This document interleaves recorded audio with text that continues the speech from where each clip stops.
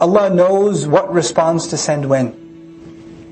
And He's the best of those who respond. And even though you don't think Allah has responded, Allah has. And Allah has responded with the answer that is better for you. Not the answer that you want, the answer that you need. What you want is immature. What you need, Allah knows. So He responds immediately whether you see it or not. وَنَجَّيْنَاهُ وَأَهْلَهُ مِنَ الْكَرْبِ الْعَظِيمِ. And we rescued him and his family from the great disturbance.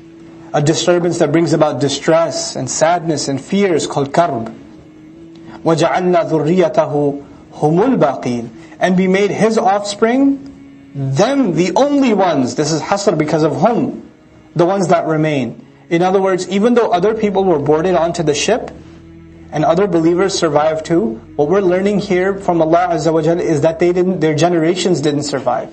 The only generations that survived were the sons of Nuh alayhi salam that were believers that came with him. One of them we know about that didn't come on board. Or perhaps he got married again, and he started another family because humanity started over again. And then Sam, Ham and Yafis, the three sons that we know about. Sam and Ham and Yafis, and from their lineage, all of humanity comes. Ibrahim alayhi salam is from the lineage of Sam. Of his three sons, Sam, Ham and Yafis, Ibrahim alayhi salam is from the Sam side. وَتَرَكْنَا عَلَيْهِ فِي الْآخَرِينَ. And we left on it, meaning we left people committed to his path, in those who came in the last of days, in the final of them. ثُمَّ أَغْرَقْنَا الْآخَرِينَ. Then after we rescued him, then we drowned all the others left. وَإِنَّ مِنْ شِيعَتِهِ لَإِبْرَاهِيمَ. And from his same faction, the same thinking, the same ideology, the same group comes Ibrahim. Ibrahim alayhi salam is, by the way, from the lineage of Sam, you have Ad and Thamud, the nations of Ad and Thamud are from there too. Ibrahim alayhi salam was born in the city of Ur in Iraq, the ancient city. You have to come to Allah biqalbin salim, with a sound, healthy, good heart. And what does a sound heart mean? The same thing Allah described in Surah Fatir, فِطْرَةَ اللَّهِ الَّتِي فَطَرَ النَّاسَ عَلَيْهَا.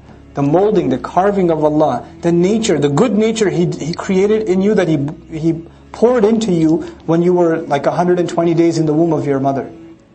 That nature, if you can maintain that goodness inside of you, then revelation will make sense to you, you'll make the right conclusions. وَاللَّهُ خَلَقَكُمْ وَمَا تَعْمَلُونَ. And Allah created you and everything that you do. This is a very interesting statement by Ibrahim alayhi salam. Allah created you and everything that you do. Here it could mean Allah created you and everything that you make.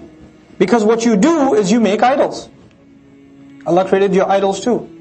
But some have taken this at a philosophical level. Like people like Razi can't help themselves. Rahimahullah is a very philosophical scholar. So he says Allah created us and He also created our actions, results. So He separated our actions from their results. And so this statement implies that you can do whatever you want. You can work out, you can exercise, you can eat right, etc., etc. But your health, which is the result, isn't up to you. That, in the end, is something Allah owns.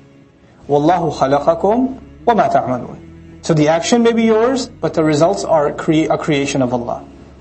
He stares at the stars and he's disgusted at the fact that, they used to have a festival where they used to go celebrate their worship. And one of the objects of their worship were stars. So they were going to go out of the city and go make a big giant religious festival where they would leave the city alone. And this is where we learn when Ibrahim alayhi salam, made judad, made like bits and pieces out of all of the idols. But he looked at the stars, the same stars that they worship, and the same stars that's supposed to guide you to Allah. And he says, فَقَالَ إِنِّي سَقِيمٌ. He said, no, I'm sick. And he wasn't lying, he was sick of the religion. It made him sick to his stomach. I'm disgustingly sick. إِنِّي سَقِيمٌ. So he said, I'm not coming with you guys. So his father said, let's go, it's a big festival, let's go. He said, he looked at the stars, and all those stars, I'm not going to go worship them. I'm sick. فَقَالَ إِنِّي سَقِيمٌ فَتَوَلَّوْا عَنْهُ مُدْبِرِينَ. Then they turned away from him, putting their backs to him. So he's the only one left in the village. فَرَاغَ إِلَىٰ آلِهَتِهِمْ. So he turned towards those gods. He turns his attention to those gods. فَقَالَ. He says to them, أَلَا تَأْكُلُونَ. Hey, you're not eating anything. He sees all this food in front of those idols, because they put food and flowers and milk and all this stuff in front of them.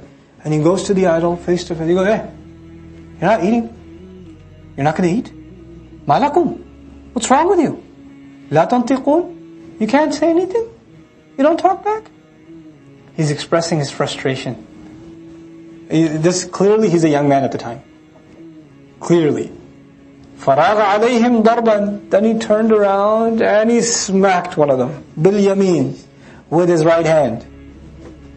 And then what happened after he smacked one of them and it fell to the ground, then you know what happened next, right?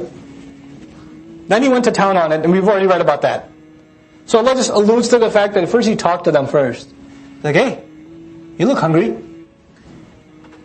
He's so enraged, and he just went at it. Now, فَأَقْبَلُوا إِلَيْهِ يَزِفُّونَ. Then they came at him, losing their minds, gone crazy. What have you done? What have you done? قَالَ أَتَعْبُدُونَ مَا تَنْحِتُونَ. He said again, do you worship what you've carved? قَالُوا ابْنُوا لَهُ بُنْيَانًا. They said, build a building for him. In other words, first you build this massive tower, then you set it on fire. You don't just build a fire and you keep building it, you keep throwing wood on it. You build this bunyan, huge building that stands on its own. Then you set it on fire.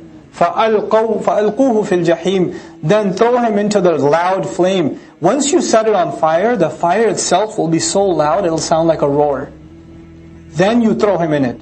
فَأَرَادُوا بِهِ كَيْدًا. Then they wanted to plan something for him, because people were starting to be impressed with Ibrahim a.s. So they wanted to scare this kid straight. So they build this large fire, they grab him, and they're about to chuck him in through the catapult or whatever, or push him into the fire. And they're thinking this kid will come to his senses and say, sorry, okay, I'll promise I'll never do anything like that again. You know? But he doesn't turn back.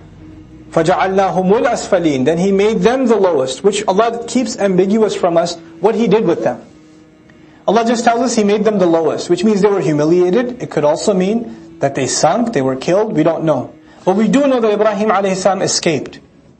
وَقَالَ إِنِّي ذَاهِبٌ إِلَىٰ رَبِّي سَيَهْدِينَ. He said, I'm going to my master, he'll guide me. Like, you know how beautiful. Ibrahim a.s. is going somewhere. He's going to Palestine. He's leaving Iraq. And by the way, going from Palestine to Iraq, between Iraq and Palestine and Sham, there's a huge desert. And you can't go through that because you won't survive. So you have to go along the Firat, the river Firat, north. So Ibrahim a.s. went on a prolonged journey, where he finally ends up in Palestine. And so, and then from there, of course, you have Mecca, where he's told to make hijrah and leave the child. And then eventually comes Ishaq, etc., etc. So you have Ibrahim a.s. and he's not saying I'm going to Palestine, I'm going to Allah. Inni dhahibun ila Rabbi sayahdin. He'll guide me. Rabbi habli min as-salihin. Master, grant me from the righteous. What he could also mean here is grant me righteous company. And Allah gives him children of the righteous. He grants him children. فَبَشَّرْنَاهُ بِغُلَامٍ حَلِيمٍ. Then we congratulated him of a forbearing, loving, compassionate. Hilm is actually a patient, tolerant child. Hilm also means that you don't get overwhelmed. You don't overreact. You take things and you can absorb them and you can deal with them in a calm way. This is hilm. And it's actually a very rare quality described in the Qur'an. Other than for Allah, which is, of course, Hilm is used, Halim is used for Allah Himself. Other than Allah, it's only used for two individuals in the entire Qur'an. It's used for Ibrahim alayhi salam, and it's used for Ismail alayhi salam. And that's it. Those are the only two individuals it's used for. فَبَشَّرْنَاهُ بِغُلَامٍ حَلِيمٍ فَلَمَّا بَلَغَ مَعَهُ السَّعْيَ. Then when his son reached the age where he could run with him, he could go around and make the efforts with him, he could back him up. قَالَ يَا بُنَيَّ. He said, my son, إِنِّي أَرَى فِي الْمَنَامِ. I keep seeing in a dream, أني أذبحك, that I am slaughtering you. فانظر. Then you observe, think about it. ماذا ترى? What do you think it means? قال. He said, يا أبتي, Dad, I love you so much. يا أبتي, my beloved, respected father. افعل ما تؤمر. Do without thinking what you've been told to. Just do it, Dad. This is hilm. افعل ما تؤمر. The father must have cried when he heard that. Because it's not just the obedience of his child. Now he knows what he has to do. سَتَجِدُنِي إِنْ شَاءَ اللَّهُ مِنَ الصَّابِرِينَ. You're going to find me, if Allah wills. I'll do my best. But then the rest is up to Allah. From those who are patient. Because I don't know my future. I don't know if I'll be patient tomorrow or not. My intention is there. But since it's a matter of the future, I can't even be certain of my own internal state in the future. So I'm going to add insha'Allah. If Allah wills, you'll find me from the patient.